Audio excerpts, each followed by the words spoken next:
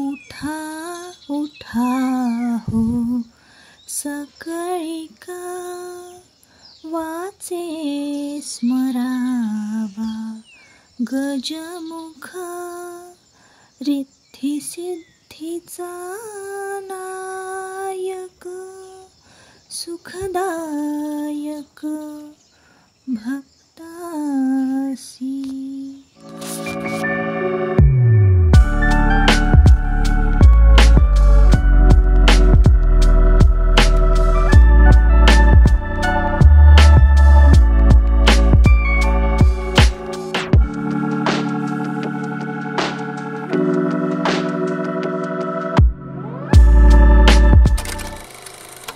Hello नमस्कार, मी सुप्रिया आणखी एका नवीन ब्लॉगमध्ये आपलं मनापासून स्वागत करते।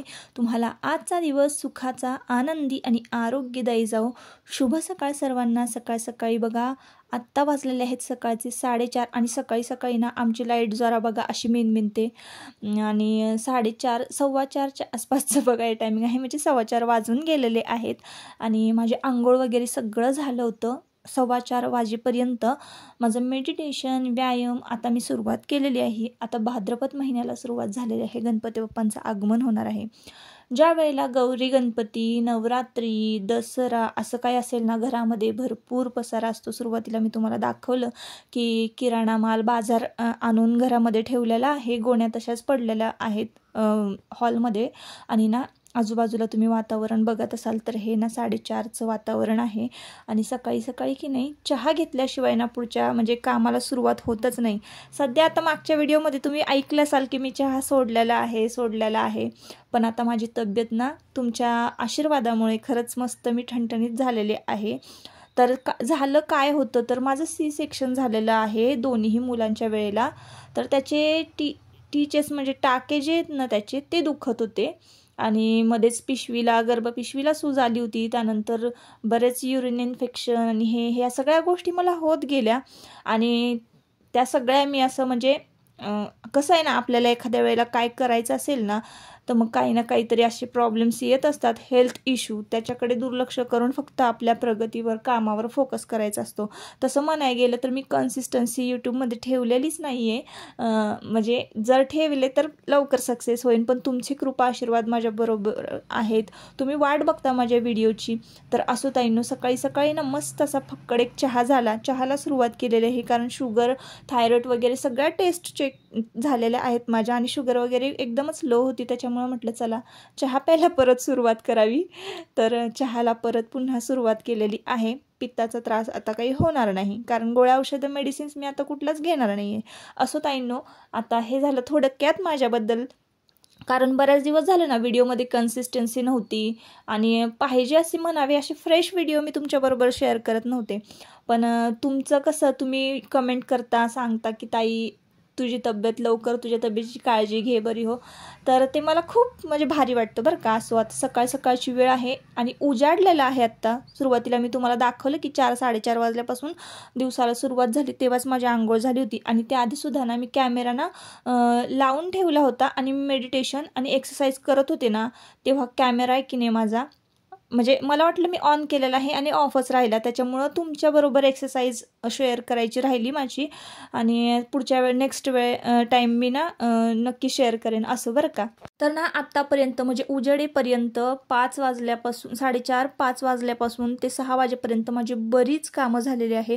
बाहेरचं लोटून झाडून घरात जो काही पसारा पडला होता तो आवरलेला आहे मुलांनी घातलेला। त्यानंतर भांडी रात्रीची होती ना ती सुद्धा घासून घेतली होती, भांडी रात्री तशीच ठेवली होती।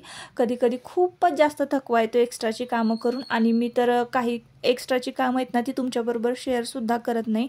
तर सकाळी ही जी कपडे आहेत ना मी वाळत घातलेली ती मी हाताने धुतलेली आहेत आणि त्यामुळं ना जास्त थकवा येतो। तर चला म्हटलं उजाडायच्या आधी आपले कपडे धुवून झालेली आहेत। एकदा शुभ सकाळ सर्वांना। तर आमच्याकडचं सकाळचं वातावरण एवढं एनर्जेटिक असतं की नाही, खूप भारी वाटतं, इतकं भारी वारं सुटलंय ना आणि सकाळी आता बऱ्यापैकी कामं माझी आटपलेली आहेत। गणपती बाप्पांचं आगमन व्हायला काही तासच फक्त शिल्लक राहिलेले आहेत।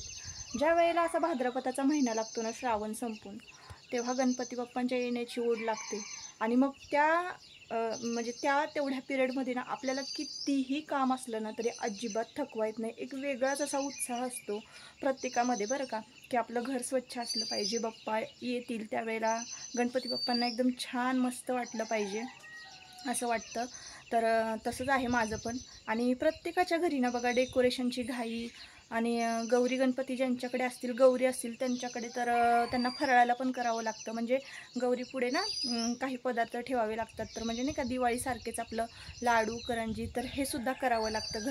काही जण विकत आणतात, काही जण घरी करतात. तर म्हटलं चला 1-2 पदार्थ जर झालंच हे सगळं काम करून तर ते पण करूया. तर गौरी तर यायला अजून वेळ आहे. त्याचबरोबर आपल्याला पण छान दिसायचं असतं. तर त्यामुळे आपली पण ब्लाऊज माझं ब्लाऊज स्टिचिंगची वगैरे माझी घाई चालू आहे. आणि म्हणजे साडीला फॉल लावा, कुठली साडी घालायची, काय करायचं, हे सगळ्या गोष्टी असतात. तर असो, आता मला तरी वाटते की 6च्या आसपासचं हे टायमिंग आहे आणि दिवस ना उजाडलेला आहे. आणि सकाळी सकाळी एवढी छान पाखरांची किलबिल ऐकायला येते ना इथं. आणि मला ना ह्याच टायमिंगला उठायला खूप आवडतं. म्हणजे कसं आहे ना, आमच्याकडचं ह्याच टायमिंगचं वातावरण एवढं भारी असतं ना. आता हा जो डोंगर आहे तो मला संपूर्ण स्वच्छ दिसतोय, पण पुढचा जो डोंगर आहे ना 5 पांडव, आता इथून ह्या गॅलरीतून दिसणार नाही, मला दिसतोय, तुम्हाला कॅमेऱ्यातून दिसणार नाही. तर काही काळासाठी ना 5 पांडव तिथं राहिला होते. म्हणजे बराच काळ त्यांनी तिथं वास्तव्य केलं, म्हणून त्या म्हणजे घरापुढच्या डोंगराला ना 5 पांडव असं नाव पडलं आहे. असं चौकोनी पाटासारखा डोंगर आहे. त्या डोंगरावर ना इतकं धुकं दाटलेलं आहे आणि इतकं म्हणजे पाऊस तिथं चालू आहे, पण इथं नाही. थोड्याच वेळात इकडं पण पाऊस चालू होईल. आता सध्या तरी कपडे घातलेले आहे वाळत, सकाळी सकाळी लवकर धुतले त्यामुळं. आणि लवकर वाळत घातली, कारण आता कसं आहे पावसाचं म्हणजे नुकताच श्रावण संपून पाऊस म्हणजे पाऊस थोड्याफार प्रमाणामध्ये चालूच असतो. गणपती बाप्पांच्या स्वागतासाठी तर पावसाच्या सरी कोसळतातच. असो, सकाळी सकाळी खूप बोलले. आता कामाला पुन्हा एकदा सुरुवात करते आणि पुन्हा एकदा थोडंफार जे स्वच्छ आहे म्हणजे किचनच स्वच्छ करायचं आहे. त्यानंतर झालं तर मग संध्याकाळपर्यंत जरा ह्यावरती जाळ्या ज्या दिसत आहेत ना तुम्हाला गॅलरीत, म्हणजे प्रत्येक गॅलरीमध्ये, पुढच्या गॅलरीमध्ये, पाठीमागच्या गॅलरीमध्ये आणि जिन्यामध्ये तिथल्या बाहेरच्या जाळ्या आज ना झटकून झाडून काढायच्या आहेत. तर ही कामं आहेत. तर चला आणि सुरुवात करूया. मुलांचा डबा वगैरे पण द्यायचा आहे. तर ब्लॉग कंटिन्यू करा. तर ताईंनो, आज एवढे कपडे होते ना धुवायला. हे कालचे कपडे आहेत. आणि वातावरण कसं होतं, आता नुकताच भाद्रपद महिना लागलेला आहे आणि श्रावण महिना संपलेला आहे. श्रावण महिन्यामध्ये ऊन पावसाचा खेळ, म्हणजे मधूनच ऊन पडतं, मधूनच पाऊस येतो. आणि या वातावरणामध्ये ना कपडे पण सुकत नाहीत. आणि हे कालचेच कपडे आहे. काल दिवसभर आणि आज रात्रभर वाळायला घातले होते. त्यानंतर इकडे बघा, युनिफॉर्म बघत असाल तुम्ही मुलांच्या, म्हणजे प्रत्येकाचे 2 ड्रेस, आयुषचे तर 3 ड्रेस असतात आणि देवांशचे 2 ड्रेस असतात. तर असे भरपूर कपडे होतात ना धुवायला, की मग जागाच पुरत नाही वाळत घालायला. ह्या छोट्या छोट्या तुळशी छान उगवून आलेल्या आहेत. तर आता तुळस खरंच माझी खूप छान बहरणार आहे. तर तुम्हाला मी दाखवत होते, इकडे कपडे दाखवत होते सकाळी सकाळी. हे काल सगळे धुतलेले कपडे आहे. आता बऱ्यापैकी सगळे वाळलेले आहेत. आणि जे आज धुवायचे होते ना ते मी आज खूपच लवकर धुतलेले आहे. म्हणजे 6 वाजता माझे कपडे धुवून झाले पण होते. ते दिवसभर आता छान वाळतील. आज तरी मला असं वाटतंय की पाऊस नाही पडणार बऱ्यापैकी. सकाळी सुरुवातीला मी तुमच्याबरोबर जी व्हिडिओ क्लिप शेअर केली तर ती सकाळचीच होती. छान असं ऊन थोडंफार पडलं होतं. तर असं सकाळी झाडांना सुद्धा पाणी दिलेलं आहे, कारण पावसाळा असून सुद्धा ना झाडांना पाणी मिळत नाही इकडे. म्हणजे या बाजूला ना पाणीच मिळत नाही झाडांना. त्याच्यामुळं झाडं खूप कोमेजून गेली होती. तर म्हटलं चला आता छान असं सकाळी पाणी दिलं ना की झाडांची ग्रोथ पण खूप छान होते. सगळ्या झाडांना सकाळी पाणी दिलं आणि झाडं छान टवटवीत तररली ना की लगेच मग पुढच्या कामाला सुरुवात केली. तर आता काम काय आहे, तर आज ना दादा नाही आहेत माझी मदत करायला. तुमचे दादा एका मीटिंगला मुंबईला गेलेले आहेत ना, त्यामुळं माझ्याकडे कपडे इस्त्री करण्याचं काम आलेलं आहे. नाही तर मग हे काम ना तुमच्या दादांचं असतं आणि मग मी माझी स्वयंपाक किचनमधलं जे काही काम आहे तेच करत असते. तर जेव्हा तुमचे दादा नसतील ना तेव्हा किचनमधलं काम करून मला ही सगळी कामं करावी लागतात. आणि आपण कसं आहे, आता मुलांना एकदा टापटीप राहायला शिकवलं ना की ते बिना इस्त्रीची कपडे घालून कधी शाळेमध्ये जात नाही. आपण आपल्या मुलांना काय शिकवतो, कसं ठेवतो त्याप्रमाणे त्यांना वळण लागतं आणि शिस्तही लागते आणि तशीच सवयही लागते. तर स्वच्छ असणं, युनिफॉर्म स्वच्छ असणं, टापटीप असणं, नेटनेटके असणं, कपडे इस्त्रीचेच घालणं, ही सगळ्या सवयी त्यांना आपण लावल्या ना आणि टापटीप लहानपणापासून शिकवलं ना राहिला तर ते शेवटपर्यंत तसेच राहतात. तर त्यामुळं ना दोन्हीही मुलांची कितीही मला गडबड असली ना तरीसुद्धा मी कपडे इस्त्री केल्याशिवाय पाठवत नाही स्कूलमध्ये. तर असो, टिफिन वगैरे झाला, मस्तपैकी मटकीची उसळ केलेली होती, चपात्या केलेल्या होत्या. मधला सगळा जो व्हिडिओ आहे तो स्किप केला आणि आता सुरुवात करणार आहे मी साफसफाईला. तर त्याआधी ना मला इकडं केलेलं जे जेवण आहे ना ते व्यवस्थित मी झाकून पाकून एका बाजूला ठेवून देते. तर आज ना मी तुमच्याबरोबर एक मस्त असं क्लिनिंग प्रोडक्ट शेअर करणार आहे. आता ह्याची मी कुठलीही ॲडव्हर्टायझिंग प्रमोशन काहीच करत नाही, कारण मला अशी एक कमेंट आली होती की ताई तुमचा ID जर मोठा झाला, चॅनल चांगला ग्रो झाला तर तुम्ही कुठल्याही प्रोडक्टचं प्रमोशन करू नका. कारण काय होतं ना, प्रमोशन केल्यानं काय होतं, जो नॅचरलपणा आहे तो व्हिडिओतला निघून जातो, असं त्या ताईंचं म्हणणं होतं. तर मी कधीच कुठल्याच ब्रँडचं कुठलंच प्रमोशन नाही करणार आणि केलंच जर प्रमोशन तर ना म्हणजे 100% जी वस्तू प्रत्येक गृहिणीला हेल्पफुल ठरणार आहे तर त्याच मी वस्तूंचं प्रमोशन करेन. प्रमोशनही नाही, मी त्या फक्त तुम्हाला रेकमेंड करेन की खरंच ह्या वस्तू खूप खूप छान आहेत, तुम्ही घ्या, तुम्हाला मदत होईल, तुमचं कष्ट वाचेल, वेळ वाचेल,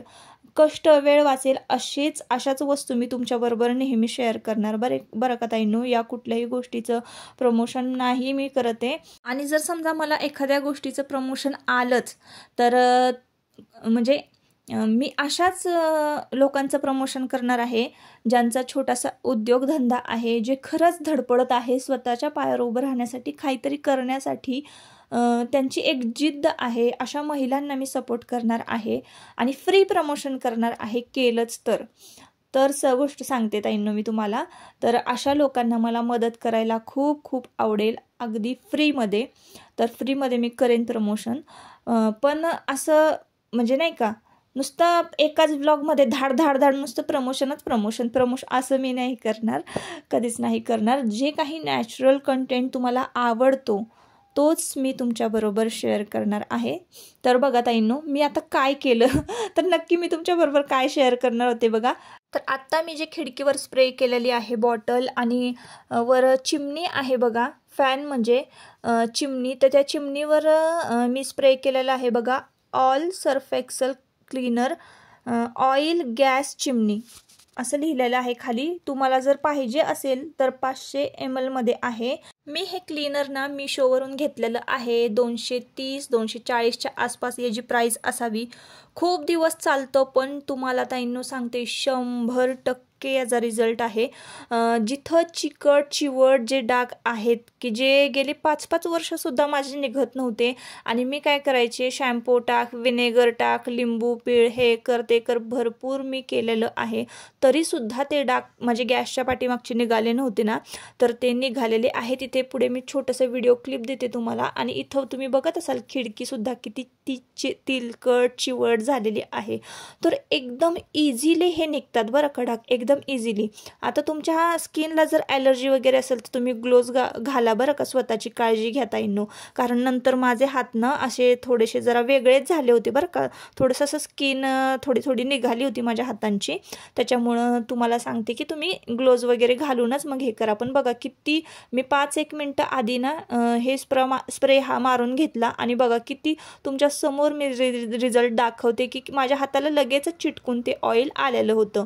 तर आता काय करायचं, एक छोटासा ना हे घ्यायचा, स्क्रब घ्यायचा आपला छोटा सॉफ्टवाला, आणि त्या स्क्रबनी ना हे सगळं घासून काढायचं आहे. आता स्क्रब थोडासा ओला करायचा आहे. जर इलेक्ट्रिक वस्तू असेल तर तुम्ही कोरड्या कापडाने पुसून घ्या. स्प्रे करायची कोरड्या कापडाने. मी ही जी चिमणी आहे तर ती पुसून घेतलेली आहे. एवढी भारी निघाली ना ताईंनो, आणि मला म्हणजे कळतच नव्हतं की ही चिमणी कशी पुसायची किंवा क्लीन करायची की नाही. वर्ष झालं मी ही चिमणी क्लीनच केली नव्हती आणि रिझल्ट तुमच्या समोर आहे ताईंनो. फक्त फक्त मी ना ओल्या कापडाने खिडकी पुसून घेतली आणि कोरड्या कापडाने चिमणी पुसून घेतलेली आहे. तर इतकी चमच्यानं खरवडून एवढी घाण निघाली ना, एवढं तेलकट निघालं. पूर्ण ते तेलाचे डाग आहेत ना ते पूर्णपणे ढिले होतात बरं का यानं.